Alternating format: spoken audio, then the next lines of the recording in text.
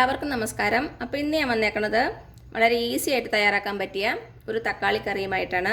ഇത് ചോറിൻ്റെ കൂടെ കഴിക്കാൻ പറ്റിയ നല്ലൊരു കറിയാണ്. വളരെ എളുപ്പമാണ് ഉണ്ടാക്കാനും. അപ്പോൾ നമ്മുടെ ഈ തക്കാളി കറി എങ്ങനെ ഉണ്ടാക്കുന്നതെന്ന് നോക്കാം. അപ്പോൾ നമുക്ക് നമ്മുടെ തക്കാളി കറി ഉണ്ടാക്കാൻ തുടങ്ങാം. അപ്പോൾ ഞാനൊരു ചീനച്ചട്ടി വെച്ചിട്ടുണ്ട്. നമുക്കതിലേക്ക് കുറച്ച് വെളിച്ചെണ്ണ ഒഴിച്ച് കൊടുക്കാം. വെളിച്ചെണ്ണ തന്നെയാണ് കേട്ടോ കൂടുതൽ ടേസ്റ്റ്. ഒരു 2-3 ടേബിൾ സ്പൂൺ എണ്ണ ഒഴിച്ചിട്ടുണ്ട്. ഇനി ആദ്യം ഇതിലേക്ക് കുറച്ച് കറിവേപ്പില ഇട്ട് കൊടുക്കാം.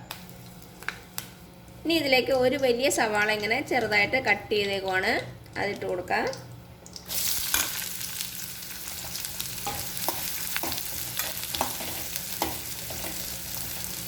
ഇത് വളരെ എളുപ്പത്തിൽ തയ്യാറാക്കാൻ പറ്റിയ ഒരു കറിയാണ് കേട്ടോ. ഇനി നമ്മുടെ സവാള ഒന്ന് വാടി വരണം. കളറൊന്നും ചേഞ്ച് ആവണ്ട, ഒന്ന് വാടി വന്നാൽ മതി. ഒരു മീഡിയം ഫ്ലെയിമിൽ ഒരു 2-3 മിനിറ്റ് ആകുമ്പോഴേക്കും നമ്മുടെ സവാള നന്നായിട്ട് വാടി വന്നിട്ടുണ്ടാവും. ഇപ്പം നമ്മുടെ സവാള റെഡി ആയിട്ടുണ്ട്. ഇതിലേക്ക് ഒരു 2 പച്ചമുളക് ഇങ്ങനെ ചെറുതായിട്ട് കട്ട് ചെയ്തത് അതിട്ട് കൊടുക്കാം. എരിവുള്ള പച്ചമുളകാണെങ്കിൽ ഒരെണ്ണം മതി കേട്ടോ. ഇനി ഇതിലേക്ക് നമുക്ക് തക്കാളി ഇട്ട് കൊടുക്കാം. ഞാനിവിടെ ഒരു 2 വലിയ തക്കാളിയാണ് എടുത്തേക്കുന്നത്. അതിങ്ങനെ ചെറുതായിട്ട് കട്ട് ചെയ്തേക്കുവാണേ.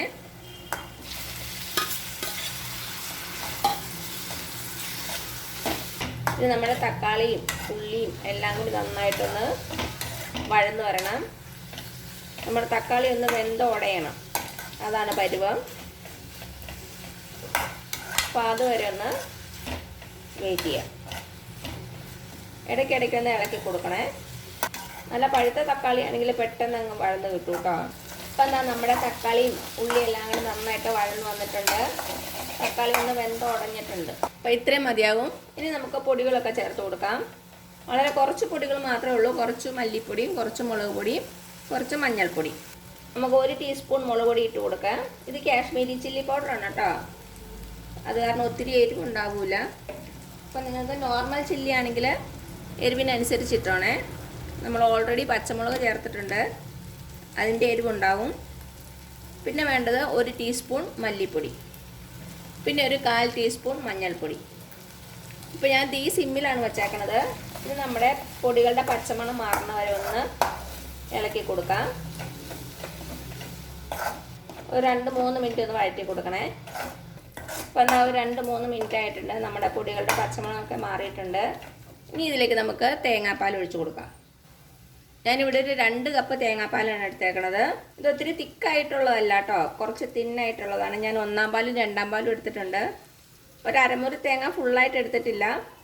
ഇനി നമുക്ക് ഇതിലേക്ക് ഒഴിച്ചു കൊടുക്കാം.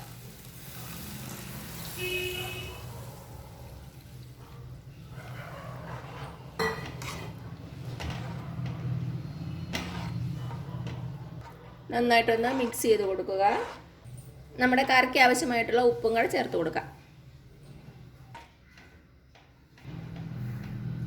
ഇനി ചെറുതീയിൽ വെച്ച് തന്നെ നമ്മുടെ തേങ്ങാപ്പാൽ ഒന്ന് ചെറുതായിട്ട് തിളച്ച് വരണവരെ വെയിറ്റ് ചെയ്യാം. ഒത്തിരി അങ്ങ് തിളയ്ക്കണ്ട, ഒന്ന് ജസ്റ്റ് തിളച്ച് വന്നാൽ മതി.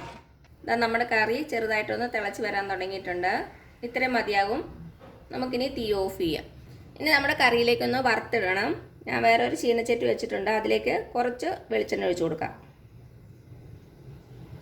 ഇപ്പം നമ്മുടെ എണ്ണ ചൂടായിട്ടുണ്ട്. ഇതിലേക്ക് 1 ടീസ്പൂൺ കടുക് ഇട്ട് കൊടുക്കാം.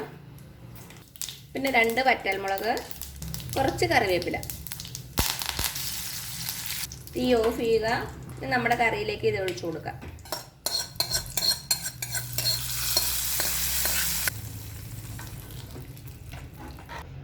നന്നായിട്ടൊന്ന് മിക്സ് ചെയ്ത് കൊടുത്തു. അപ്പോൾ ഇത്രയേ ഉള്ളൂ നമ്മുടെ ടേസ്റ്റി ആയിട്ടുള്ള, അതേസമയം നല്ല എളുപ്പത്തിലുള്ള തക്കാളി കറി. ചോറിൻ്റെ കൂടെ നല്ല ടേസ്റ്റി ആയിട്ടുള്ള ഒരു കറിയാണ്. എല്ലാവരും ഒന്ന് തയ്യാറാക്കി നോക്കുക. എന്നിട്ട് അഭിപ്രായങ്ങളൊന്നും അറിയിക്കാൻ മറക്കരുത്. അപ്പോൾ ഈ വീഡിയോ ഇഷ്ടമാവുകയാണെങ്കിൽ ആ താഴെ കാണുന്ന ചുമന്ന സബ്സ്ക്രൈബ് ബട്ടണിൽ ഒന്ന് പ്രസ് ചെയ്ത് സപ്പോർട്ട് ചെയ്യണേ. അപ്പോൾ അതിൻ്റെ അടുത്തൊരു ബെല്ലൈക്കൺ വരും, അതും കൂടെ ഒന്ന് എനേബിൾ ചെയ്ത് കൊടുക്കുക. അതേപോലെ തന്നെ ലൈക്ക് ചെയ്യാനും ഷെയർ ചെയ്യാനും മറക്കരുത്. ഇനി പുതിയൊരു വിഭവമായിട്ട് വരുന്നവരേക്കും thank you so much. By.